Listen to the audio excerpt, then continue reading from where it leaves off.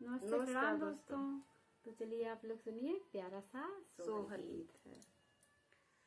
सजवे से व्याकुल सुने नात सारी राती तड़पेनी हो।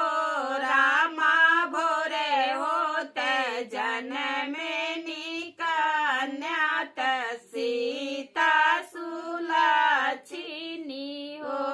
रामा भोरे होते जनमेनी कन्यात सीता सुलक्षिणी हो।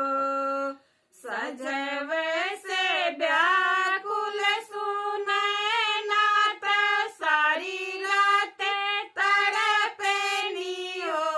रामा भोरे होत जनमेनी कन्यात सीता सुलक्षिणी हो।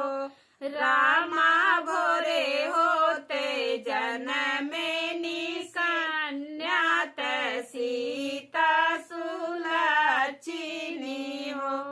मोतियन थाल सजावत रानी सुख पावेनी हो। रामा शुभ दिन आवे आंगनवा भवनवा में कन्यायनी हो। रामा शुभ दिन आवे भवनवा आंगनवा में कन्यायली हो।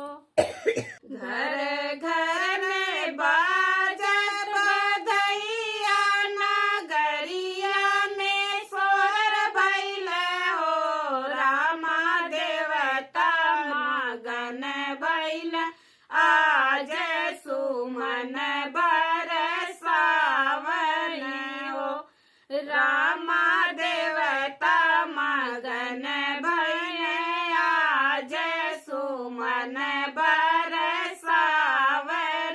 हो।